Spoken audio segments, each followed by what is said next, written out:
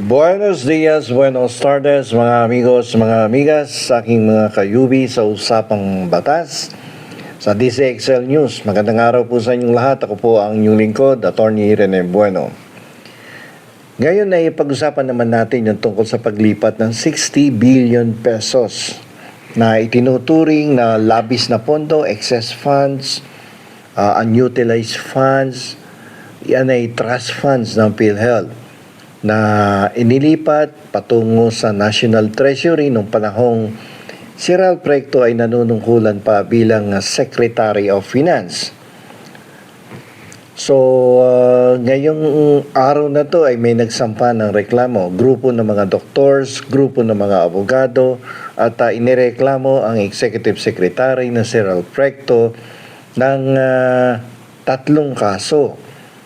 Ang unang kasong isinampa ay pandarambong o yung plunder. Ito yung nakapaloob sa Republic Act 7080. Ang pangalawa ay yung maling paggamit ng pondong pampubliko. Ito po yung technical malversation of public funds as provided for under Article 220 ng Revised Penal Code. At yung pangatlong reklamo ay yung violation of Republic Act 3019 o Anti-Graft Law na kung saan sinasabi nila nagkaroon ng korupsyon. Okay. Magbalik tayo. Noong December 2025, pinawalang bisa po ng Korte Suprema yung pag-transfer ng public funds mula sa PhilHealth papunta sa National Treasury. Pero doon sa desisyon na yun ng Korte Suprema last year, hindi ito nagpasya hinggil sa mga kriminal na pananagutan. So dito sa lecture na to, titingnan natin kung ano ang kahalagahan ng bawat kaso at kung gaano kalaki ang tsansa na mapatunayang totoo ang mga ito. In short, we will try to determine if all of these three cases will prosper or not. Okay, puntahan muna natin yung kasong pandarambong o yung plunder.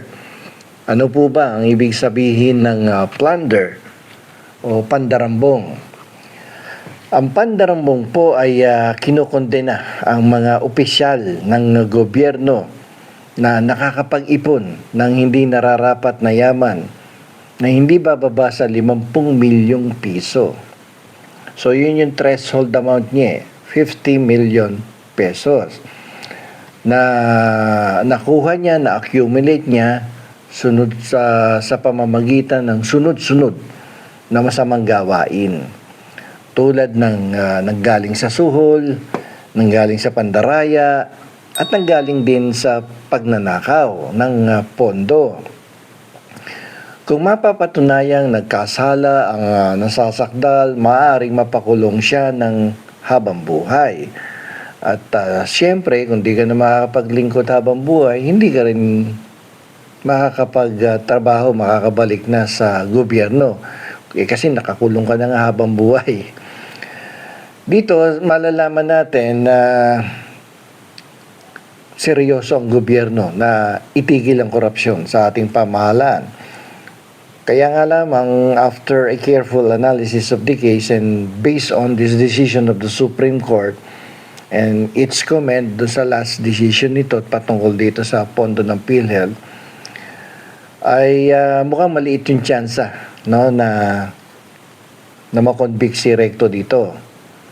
Kasi dito kailangan patunayan ng mga nagsasakdal na may serye ng masamang gawain si Recto. At may nakuha siyang personal na pera o yaman mula sa paglipat ng pondo. Kaya nga lang hanggang ngayon walang pinakikitang ebidensya na nakuha niya yung pera at ito ay pinakinabangan niya o kaya ito ay nakuha niya for his own personal interest. Hindi pa kasi binibigyan desisyon ng Korte Suprema ang mga kriminal na pananagutan. Dahil yung hiling kasi sa kanila nung nakaraan ay ang sinagot lamang nila ay yung tungkol lamang sa maling paggamit ng kapangyarihan. Sinabi pa ng ilang justices of the Supreme Court na maaring walang sala si Recto dahil naniniwala siyang tama ang kanyang ginawa. Kumbaga, in good faith nga daw, di ba? So, walang patunay na may balak siyang manlamang, walang patunay na may criminal intent talaga si Recto. Upang mapatunayan ang pandarambong, kailangan patunayan kasi na may criminal intent siya. No, may intensyon kumuha ng hindi nararapat na yaman. Ang mga nagsasakdal ay tumutok lamang kasi sila sa pinsala ng paglipat ng pondo sa mga miyembro ng PhilHealth, hindi sa nakinabang ba si Recto sa sarili niyang interest. Okay, so in short, if we will try to evaluate and analyze the whole situation pagdating doon sa plunder case, there is a very slim chance that it will prosper, no? Na makarating pa yun sa Sandigan Bayan. Palagay ko sa ombudsman, patay na yung plunder case. Okay, puntahan natin yung technical malversation of public funds as provided for under Article 220 of the Revised Penal Code. Tingnan natin muna, no? Siyempre, dapat maintindihan natin, ano ba ibig sabihin nito? In accordance with law. Okay? Ang technical malversation po ay yung maling paggamit ng pondong pampubliko. At nangyayari to kapag merong isang pondo na originally nakalaan para sa isang particular na proyekto ay hindi ginamit para dun sa particular project na yon. Bagkus yung pondo ay inilipat niya ang paggamit sa ibang proyekto. For example, project yon, pondo yon para sa pagtatayo ng eskwelahan, pero ginamit sa pagtatayo ng tulay. Ayan, magkakaroon ng problema at you may be held liable for technical malversation. So, hindi kailangan patunayan na mayroong criminal intent dito. Sapat na yung pondo ay hindi ginamit sa original purpose nito. At kasi alam nyo po to, pumapasok po to sa legal concept, yung technical malversation ay pumapasok sa konsepto ng malung prohibito. Hindi mo kailangan patunayan na may criminal intent. Na kailangan lang ay ginawa mo ba yung paglipat ng pondo at hindi mo ginamit doon sa original purpose yung pondo. Bagkus ginamit mo sa ibang layunin. Tagilid ka doon. Diba? So, sinabi din kasi ng Korte Suprema na labag sa batas ang paglipat ng pondo ng PhilHealth dahil ang mga pondong iyon ay dapat para lamang sa mga miyembro ng PhilHealth. So, dito medyo malalagay sa alanganin si Ralph Recto dahil mismong komentaryo na ng Korte Suprema nagsasabi bawal ilipat. So, pag nilipat mo, tapos ng laban, technical malversation. So, hindi mo kailangang patunayan na mayroong criminal intent. Basta nakita lamang na inilipat mo ba? Opo. Ayan na ang problemang legal mo. Diba?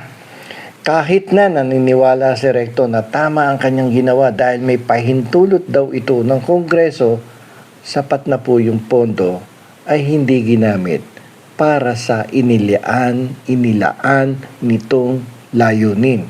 Hindi siya ginamit sa original purpose. Okay? So ngayon, inutusan ang gobyerno na ibalik yung 60 billion pesos o yung 89 billion pesos. Pero sa ngayon, ang ibinabalik pa lamang daw ay 60 billion pesos sa PhilHealth. So yung yung utos na yan na ibalik ay para bang ibig sabihin na mali talaga yung paglipat ng pondo. Ito ay nagpapatibay nagpapatibay pa lalo, no, ng kaso laban kay Ralph Recto. Yung the transfer is unconstitutional, ibalik niyo yung 60 billion sa PhilHealth. So lalong tumibay yung kaso laban kay Recto pagdating sa technical malversation. Okay, punta tayo sa Graft and Corrupt Practices Act. Ang Republic Act 3019 ay nagbabawal sa mga opisyales ng gobyerno na magdulot ng pinsala sa sinumang partido. Hindi ka dapat makapag-create ng injury to another o magbigay ng hindi nararapat na benepisyo sa iba sa pamamagitan ng pagkiling, no, sa isang panig, masamang intensyon o pagkukulang sa kanilang trabaho. So pag ginawa mo yan, maaring makulong ka, mapagbayad ka ng multa, at pwedeng hindi ka na muling makapaglingkod sa gobyerno kahit sa pinakamababang posisyon kapag ikaw ay napatunayang nagkasala or guilty. Layunin nito na tiyakin na malinis at tapat ang lahat ng transaksyon na nangyayari sa ating pamahalaan. Okay? So sa Graft and Corrupt Practices Act, medyo dito naniniwala ako base sa aking personal na legal na analysis na malaki ang tsansa nito na mag-prosper. Dito sinabi ng Korte Suprema na dahil sa paglipat ng pondo, nahadlangan ang kakayahan ng PhilHealth na magbigay ng mas magandang benepisyo sa mga miyembro nito. Pag ganyan may malaking pinsala sa milyong-milyong Pilipino na umaasa sa serbisyong pangkalusugan. So, lalakas na naman yung kasong Graft laban kay Recto dahil sa mga opinion na yan ng mga justices ng Korte Suprema. Dito sa reklamo, sinasabi ng mga nagsasakdal na hindi sapat na sinuri ni Recto ang batas bago ipagpatuloy ang paglipat ng pondo. At ang mga pondong iyon ay ginamit naman para sa mga bagay na hindi pa naplano. Maaring ituring itong kawalan ng maingat na pag-iisip o pagkukulang na hindi dapat mangyari sa isang mataas na opisina ng gobyerno. Medyo malaki kasi yung pondo 60 billion na inilipat doon sa unprogrammed appropriations. Ito ay pera ng mga mamamayan na dapat para sa kanilang kalusugan. Ipinagkait mo sa kanila na magamit itong 60 billion na to para mas palawigin ang programang pangkalusugan nang mapakinabangan nila yung pera. Pero inilipat sa ibang layunin. Alam niyo po, karaniwang mas pinapahalagahan ng mga otoridad ang mga kasong ito dahil alam ng lahat na malaki ang epekto nito sa buhay ng mga Pilipino. So, hindi dapat porke merong kautusan sa Kongreso kasi minsan naman nagkakamali ang Kongreso. No? At kapag ang kautusan ng Kongreso ay sumuway sa intention and in spirit of the fundamental law of the land, may itsapuera kayo. Di ba? Ganun lang siya kasimple.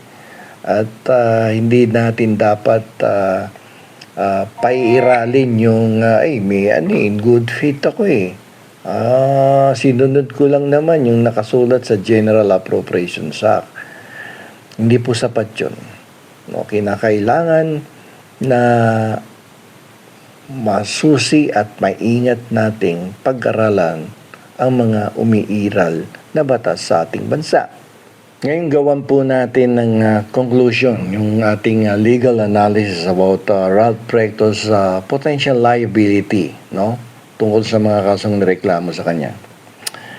Yung kasong pandarambong laban sa kanya ay malamang na hindi po magtatagumpay yan. Hindi po kasi sapat ang mga patunay na inihain para patunayan na kumuha siya ng pera para sa sarili niya at walang ebidensya ng masamang balak na manlamang sa bayan. So, medyo may kahirapan tong plunder case laban sa kanya. Pero kung titingnan natin yung ibang kaso, like for instance, the technical malversation, itong maling paggamit ng pondo pampubliko at korupsyon, yung anti-graft, dito malakas yung tsansa na mapatunayan ang kanyang pananagutan. Yung desisyon kasi ng Korte Suprema ay malinaw na nagsasabing labag sa batas ang paglipat ng pondo at ang mga ebidensya ay nagpapakita na ang pagkilos na iyon ay nagdulot ng malaking pinsala sa milyong-milyong Pilipino umaasa sa tulong ng PhilHealth. Alam niyo po, hindi lamang ito isang usapin tungkol sa isang opisyal ng gobyerno, kundi tungkol ito sa kung paano pinoprotektahan ang pera ng mga mamamayan at tinitiyak na ang bawat sentimo ay gagamitin para sa ikabubuti ng lahat. Alam nyo po, ang resulta po ng kasong ito ay magiging halimbawa para sa lahat ng opisyal ng gobyerno na kahit na may mataas na posisyon ka, pananagutin ka sa lahat ng iyong maling ginagawa. At hindi pwedeng basta-bastang na lang na ibibigay o ililipat ang mga pondong para sa ikabubuti ng bayan. So hanggang dito na lamang po. Ito pong muli ang inyong lingkod, Attorney Rene Bueno. Attorney Bueno, law and beyond. Learn the law, know